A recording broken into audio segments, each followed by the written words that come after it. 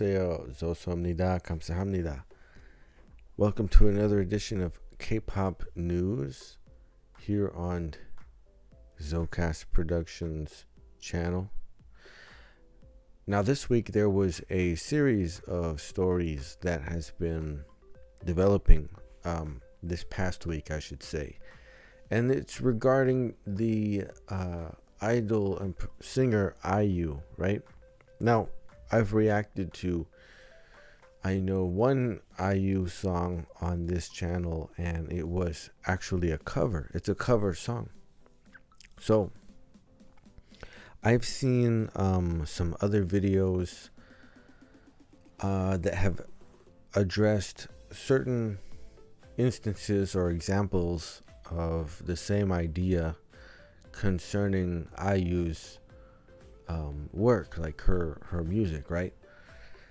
And it's too, I mean, apparently what I'm seeing and what I'm getting from, all of the stuff, the videos and such, is that there's been somewhat of a reputation garnered around this idea by IU when it comes to a sort of plagiarism thing. But I think it's important to note, and the IU's company did respond.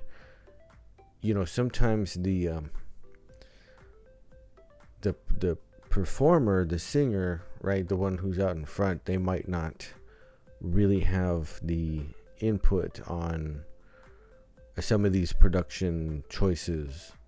So it might be more of the production staff, the studio staff, who are making decisions like that, and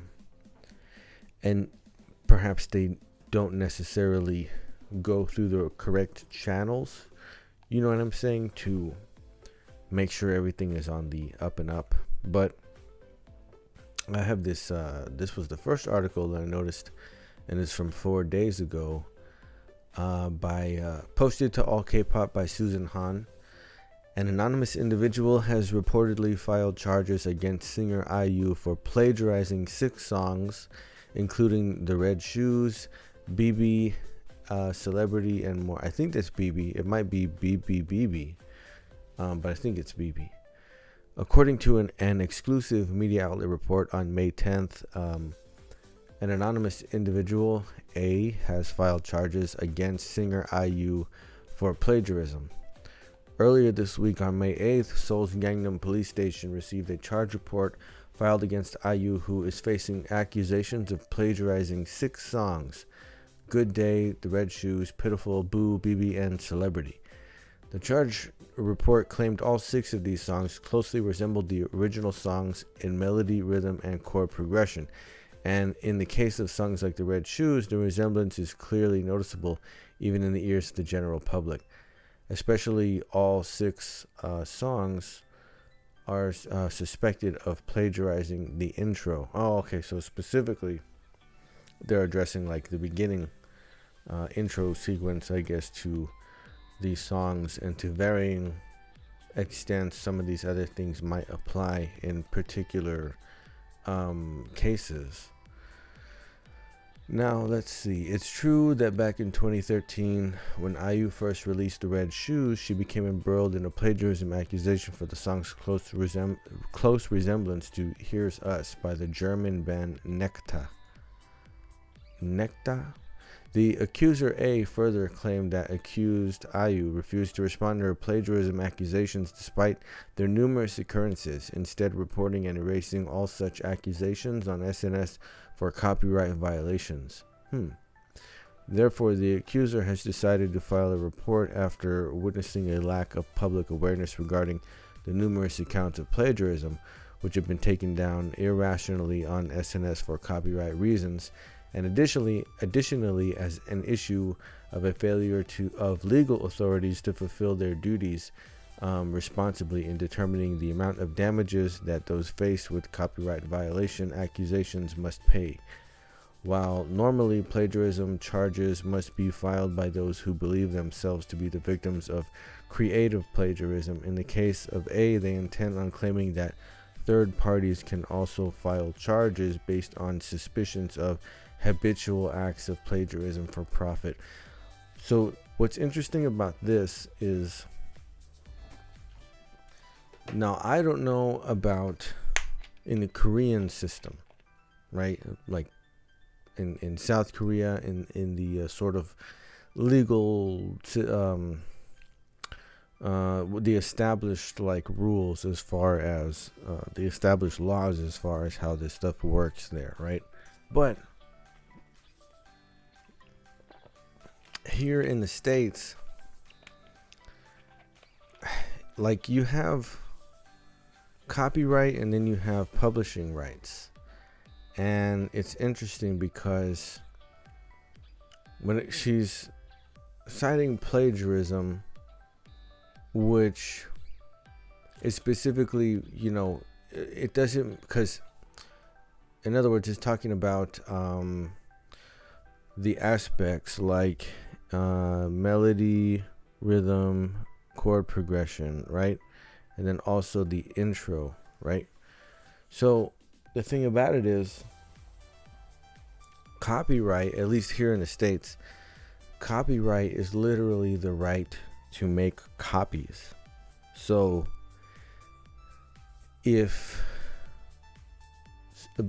like when I do a video, right, when I do a reaction video to a song, there's a copyright claim that almost automatically like goes along with it. And it's because in the process of making my video, I record the song and or music video that has the copyright protection on it.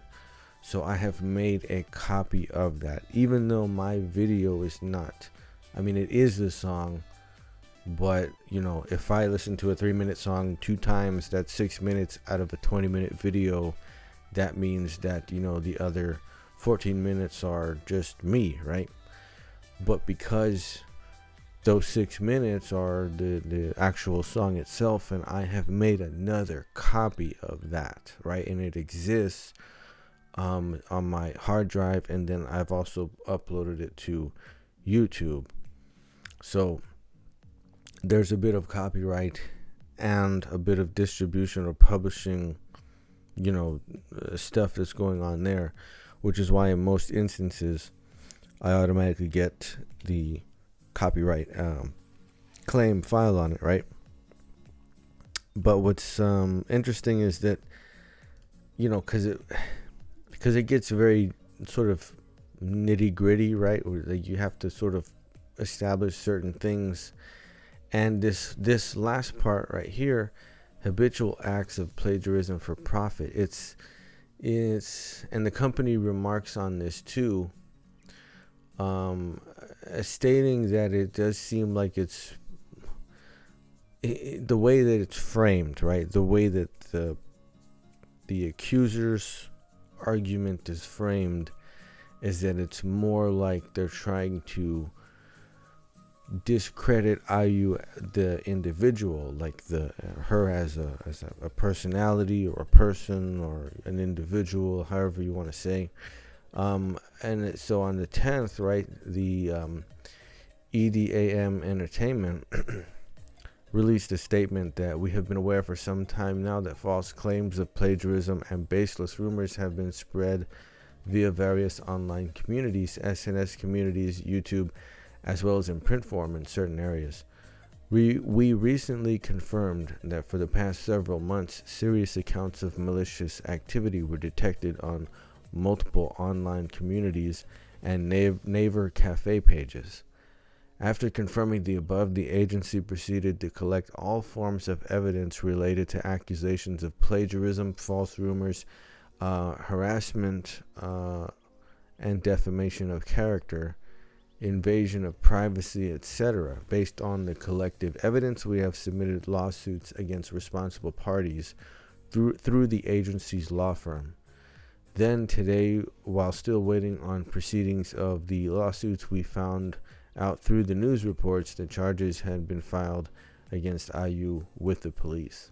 So the company didn't even know. In other words, the accuser didn't give them a heads up or any sort of, communication. And again, I don't know exactly how the system works, say in South Korea, but and even if it was here, you wouldn't necessarily get any sort of heads up. But sometimes people will, if you have like a company or legal representation, they'll send out a letter or an email or something, and it will be sort of an official statement of like, look, we're representing this person, and their interest is making this claim or this accusation, or you know what I mean? And it'll be sort of stated formally. So what they're saying here is that nothing like that happened, and instead they just went straight to whatever the police department or however. As of now, we have not received any form of official notice from investigators, and we are learning of the charges for the first time through the news reports from today. So that's how they were like, they woke up and they read on the news like, whoa, what's going on here? We have no information regarding the charges filed, and we are in the midst of confirming the details related to the charges. Edom Entertainment strongly emphasized that legal action will be taken against any malicious online post defaming the artist's character. Now, see, that's the angle that the company is taking, sort of in a defensive stance, right? And let's see. Now, because it doesn't, in other words, from what I do know, I'm saying I don't think that IU is really like in the room saying, oh, look, listen to this song, I heard it's from another person or whatever, it's from like I heard this somewhere and I want to use this song or parts of this song. I want to use the chords, I want to use the melody, you know what I mean? Like, I don't think she's sitting in the room saying that to anyone. I think that the companies, they have people working in their music production studio, and sometimes it is licensed. I don't know the way that it works over in South Korea, but say in the West, right? Because you have the publishing side of it. Let's say like you were gonna make a movie and you're like, oh, there's this one scene in my head and there's like a song that I know that's popular and it's like perfect for this scene. Like every time this scene plays out in my head, I'm hearing this one particular song as the background music, like for what's going on. So you would have whatever that movie studio, right? You'd have to, there's a person who's usually, it's called like a music manager or something. They'll reach out to the publishing company that owns the rights, and there are like 3 big publishing companies in the West. It's Sony, Warner Brothers, and I think like Columbia, or whoever owns Columbia or something like that. But basically, like, if you go high enough in the food chain, it's going to be one of those 3 companies or a publishing house or organization that works under one of those companies. And so you would go to that office and say, you have the rights, the distribution rights for this one song, and here's a quick pitch. We're putting together a movie. Here's this scene. We really want to use this song by this artist. Can we go ahead and get a licensing agreement for that? And they will sometimes confer with the copyright holder, which is usually the label, so under Warner Brothers or Sony or whoever, and then they'll consult with the artist management, and then they'll go ahead and draft up the licensing agreement so that it can be used for that. So it may be, sometimes it could be similar for music production interests. So if you have these companies who are like, oh, there's this German band or whatever, and they have this song, and we kind of want to use like something similar, the intro sound or whatever. So they should be reaching out to the whoever the distribution rights holder is, the publishing rights holder, to get one of those licensing agreements worked up, so that way they can go ahead and sample a part of it. And so the way it kind of breaks down is that, like, even if, let's say, it goes to court, right, and they have to sit down and decide, they're gonna have to say, okay, here's the original song and here's IU's song, and they're gonna listen to it the way that we do on this channel, and they're gonna say, okay, well, this is what's going on in the percussion part, and this is what's going on in the bass part, and here's your rhythm part, and then the melody that's sung here, or an instrumental there. Where can you tell that it matches up, you know? And on the defense side, they'll come in and try to, you know, if they're smart, they'll try to, like, do different approaches, like, well, that is in this key, you know, and we actually did it in this different, like, oh, that's in D major and we did like a B flat major kind of, I mean, they'll do, you know, different approaches to it. And if they can prove or satisfy the claim that melody, no, that belongs to the original, that's where you got that from, then it will be broken down into some sort of a percentage. So, like, that melody is 10% of the song, or however. And so the ruling on it will be that IU, their company, whoever produces that song and, you know, puts it out for sale or however, will have to pay a royalty in the form of 10% of whatever revenue comes in from IU's work that uses that, you know, bit of the material, if there's no licensing agreement that's been worked out. If there is, then it doesn't really matter because they've already paid for it, you know what I mean? But I haven't read this one yet. The songwriter of IU's Good Day and Red Shoes has spoken up about the plagiarism allegations against him. Previously, an anonymous netizen filed charges against IU for violation of copyright law for 6 of her songs, stating that she wasn't aware until she read the headlines. And let's see, so Lee Min Soo, the writer of 2 of those songs, Good Day and Red Shoes, addressed the plagiarism allegations. Yesterday afternoon, I read an article that said, Good Day and Red Shoes, IU's 2 songs that I wrote, were accused of plagiarism. I refuted the issue concerning the Red Shoes in a press release when it was released in 2013, and have refrained from commenting further, as it would be pointless. However, due to recent unreasonable criticisms towards the artist, I am carefully leaving this message. I didn't reference or think of anyone else's song when working on Good Day and the Red Shoes. As the songwriter of Good Day and the Red Shoes, I hope this does not further hurt anyone's heart, especially IU's heart and the hearts of those who love IU. Now, this statement right here is pretty much everything in the defense. Because when it comes, there are only 8 notes in a musical scale.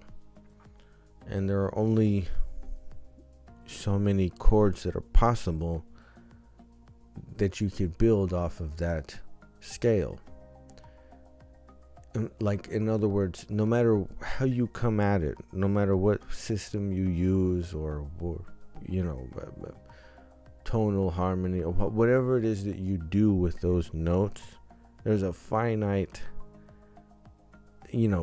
set of combinations and arrangements and things that you can do. It's pretty big, it's gonna keep going for a long time, but within that space is this sort of defensive argument, which is, I'm not copying you because the idea came here, and I didn't know or wasn't aware of anything you did or anything like that. This is all like I was sitting there, and I felt, okay, that's the melody, and that's the way I came about it. Now, legally, it's you have to be very careful with what you say. That's why they're not going into it any further than that, and that's like those words are chosen very, very carefully in order to not misrepresent the interests right on the other side, right? Because it would be very easy to fumble the bag, I guess you could say, right? Like it wouldn't take much. Okay. IU's agency directly responds to accusations of plagiarism. Let's see. On May 12th, EDAM Entertainment announced after the report on copyright violations related to alleged plagiarism on May 10, we appointed a law firm specializing in copyright to confirm the contents of the accusation. They continued, summarizing what has been confirmed through investigation agencies and media reports so far. The accuser is not raising suspicions of plagiarism against the composers, but only against IU.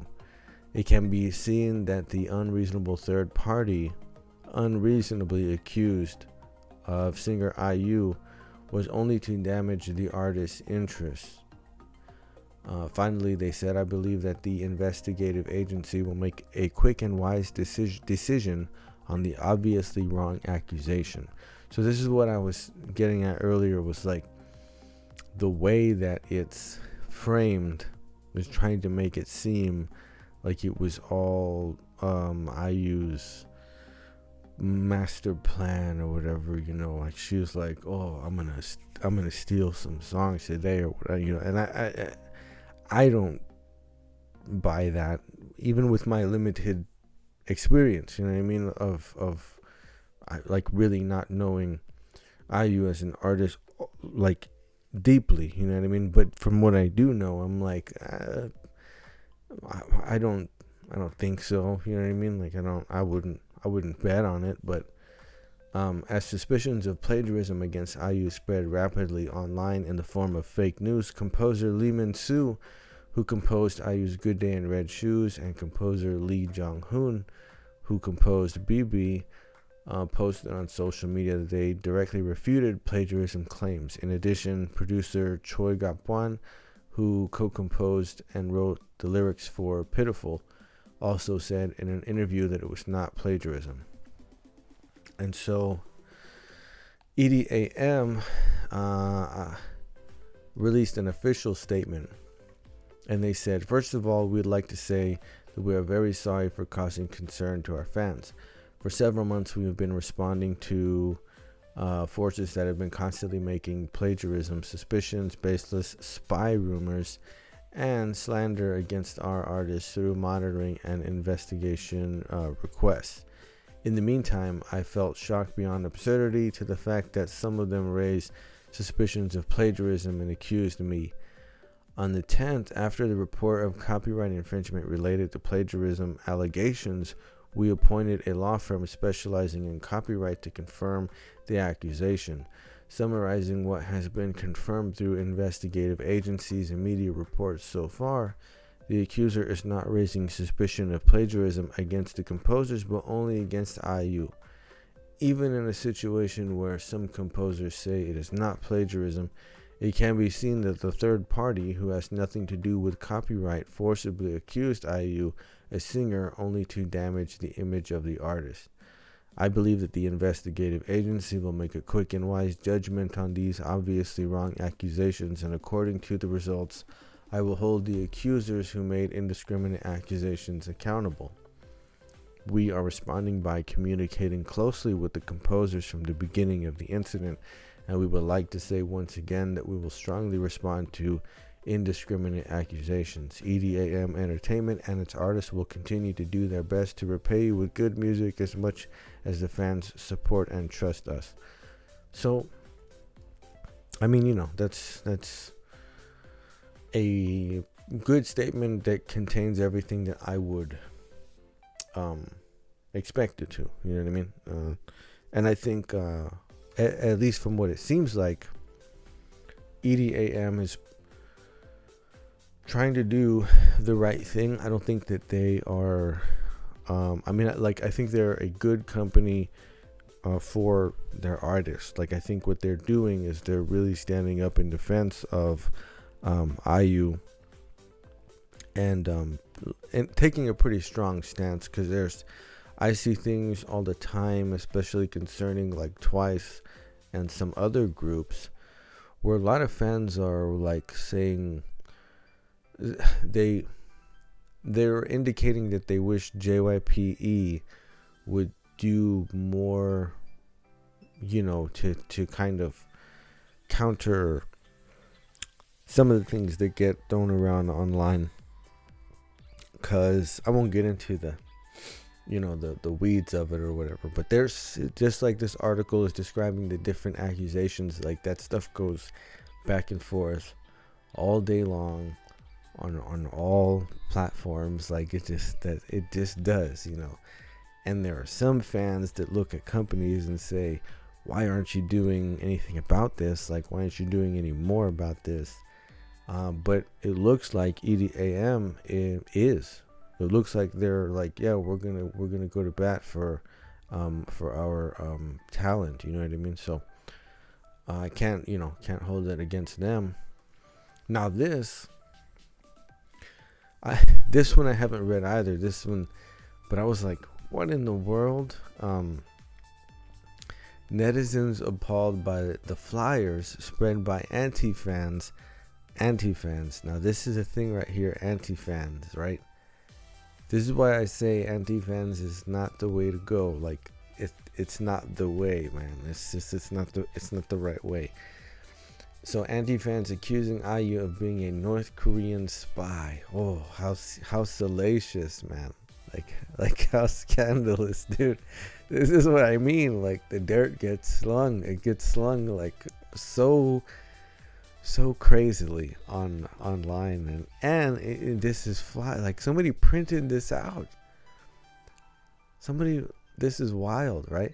Earlier this week, IU's agency EDAM Entertainment noted that individuals with malicious intent were spreading uncontrollable amounts of malicious content, both online and through print media, including accusations of plagiarism, false rumors, harassment, and defamation of character, invasion of privacy, and even accusations that IU was a spy. I mean, it would be pretty cool. I mean, just objectively speaking, if this was like a comic book series or something, that would be a pretty cool, like, fictional idea or whatever, right? But it's real life, it's the real world, and it's like somebody would have known. This is the problem, right? This is like, if it's an idol or somebody like that, just think of all the content that you get. Like Twice, like if Twice were spies, somebody would know. You'd know. You'd figure it out, right? Curious netizens have now discovered what kinds of print materials these anti-fans had spread, and the results were shockingly appalling. According to a printed flyer shown below, IU is accused of selling information to North Korea and China, whose governments are plotting to overthrow the South Korean's government. Now so this right here, this part, right? The reason that they sling this type of mud around, right, is because it carries weight, especially like in South Korea.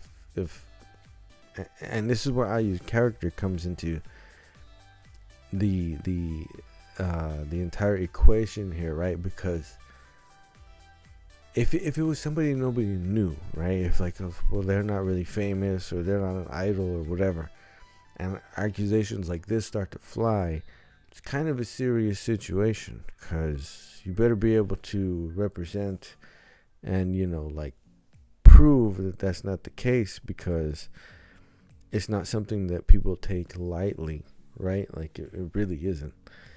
And so, but in this case, it's like, come on, man.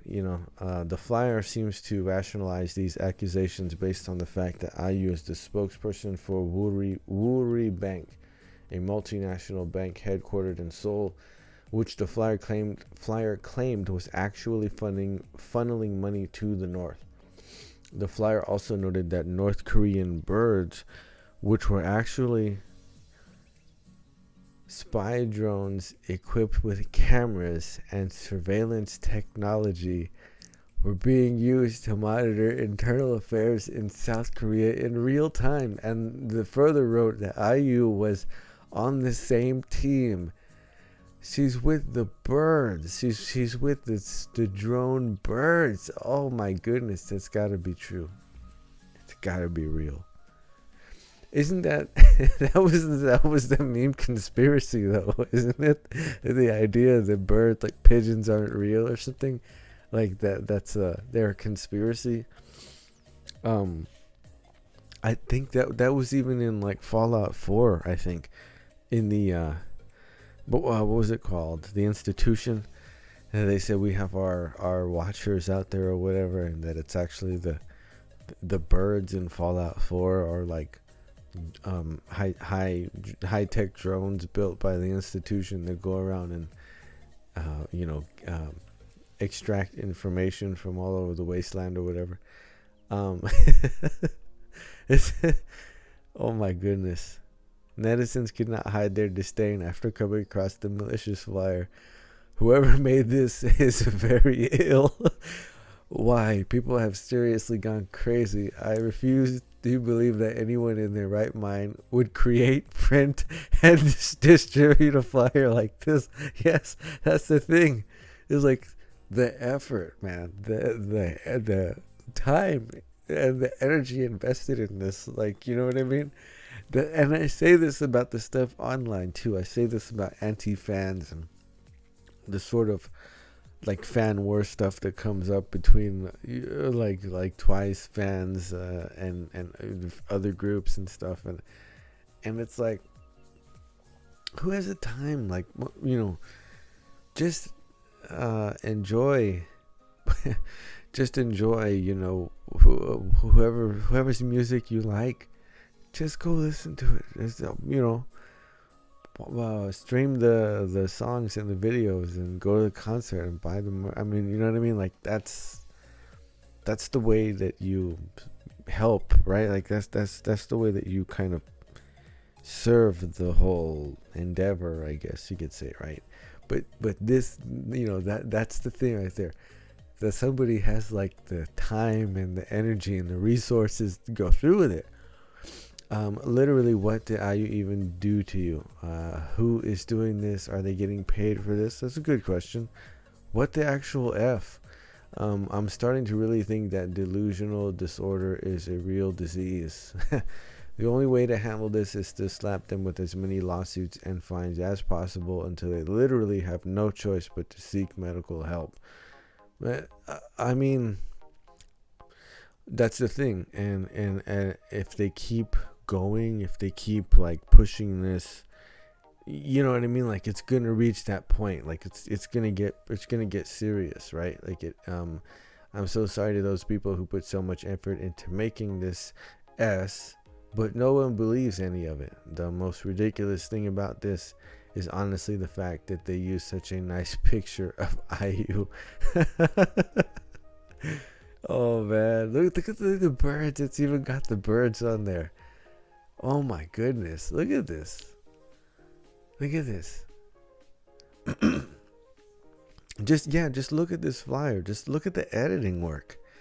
Look, they even got Biden on here. Like, what in the world? Yeah. I don't know, man. I don't know. I don't believe it. As somebody watching from the outside and somebody who's like sort of tuning into all this stuff that's going on, right? I don't buy it. And I like the IU. I don't even think in her heart or in her mind or whatever, she's not the kind of person that wants to drop the hammer on anybody. I wouldn't think so. You know what I mean? I mean, do I think that she would have the right to? Sure. If the company wants to go ahead and, like that person said, just sue them into oblivion, that's what happens. When somebody started it, right? I mean, that's just the way it is. But it does seem copyright, plagiarism, and all this stuff, and it does seem like the effort is really based on trying to discredit somebody's reputation. So I don't know, but my position remains the same. Anti-fans is not the way to go. Fan wars is not the way to go, man. It's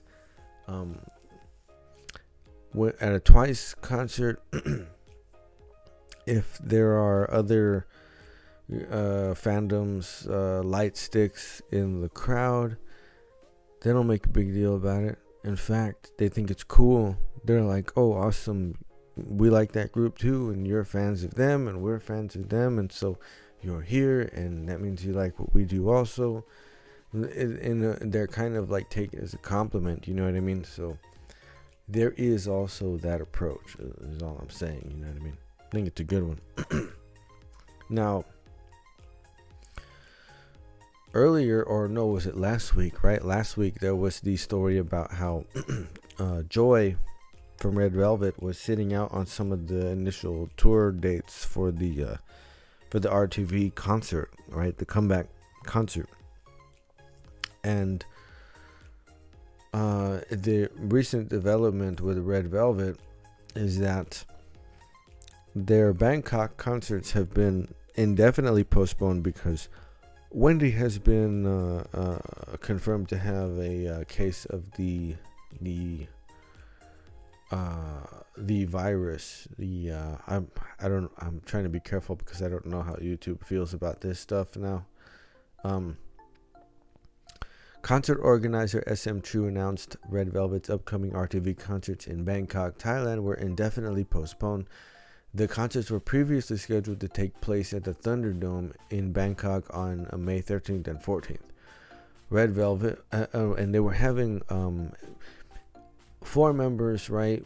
But the tour was going well. The shows were doing really well, you know what I mean? There was at least one person on Twitter who I follow who went to one of these concerts and said that it was really awesome, right?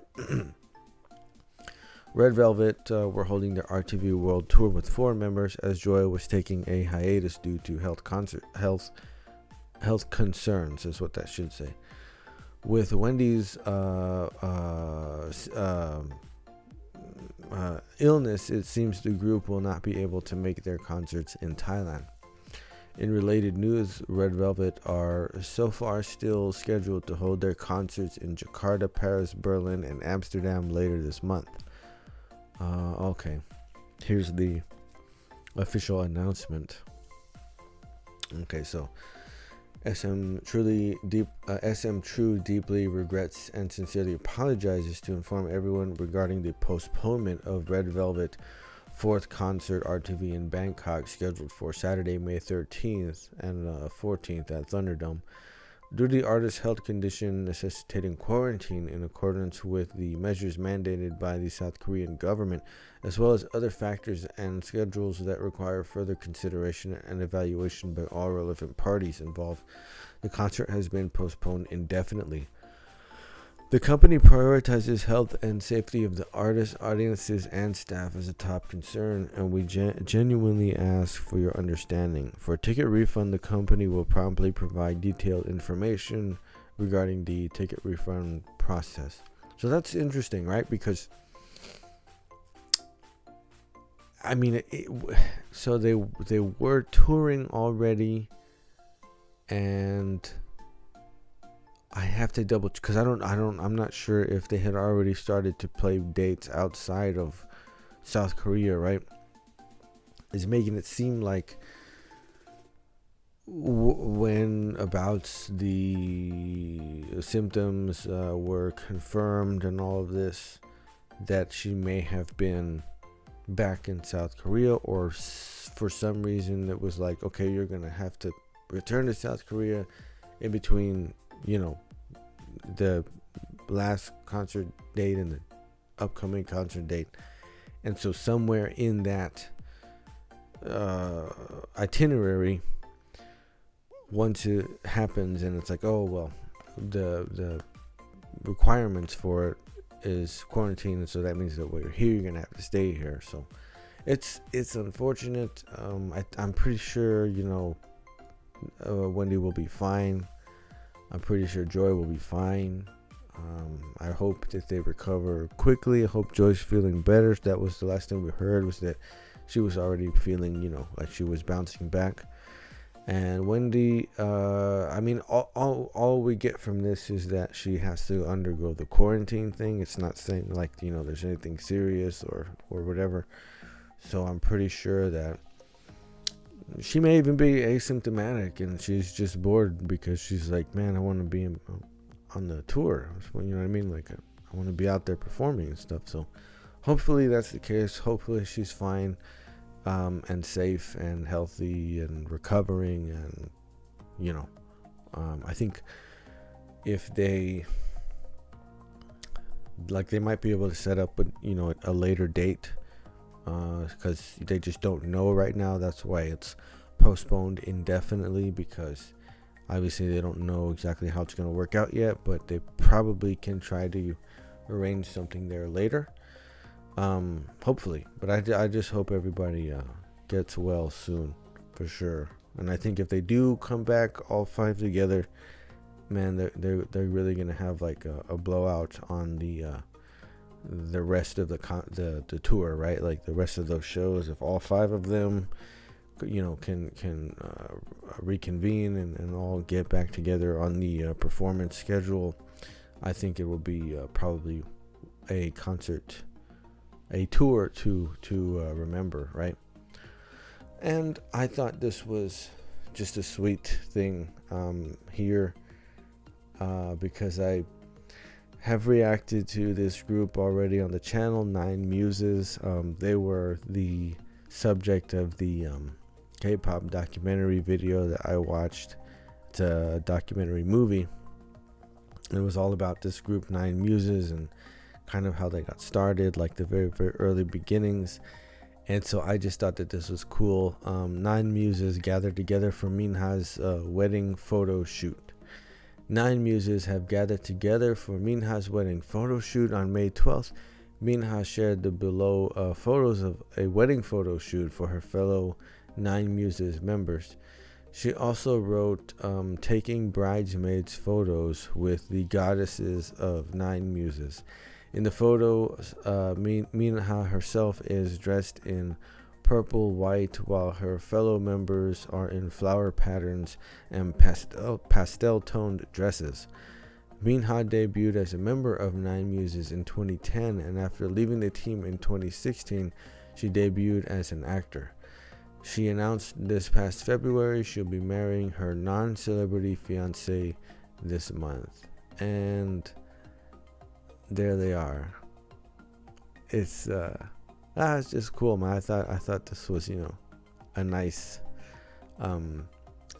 note to end on, right? Because with all the other drama that's going on, I thought this was just a cool, like something nice, something positive is going on, and congratulations to Minha, and wish her all the best, and I just think it's cool that like these groups still stay together, they remain friends, and they stay connected with each other over all these years. I'm sure that just imagine like years from now when we get twice wedding photos and stuff, you know what I mean? Like this, that's gonna be crazy. That's gonna be really, and it'll be like this. They'll all be together.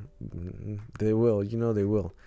But I just thought this was fun. It was a nice, colorful, sort of upbeat, sweet thing to to go out on. So that was the news stories for this week. The stuff that stood out to me anyway.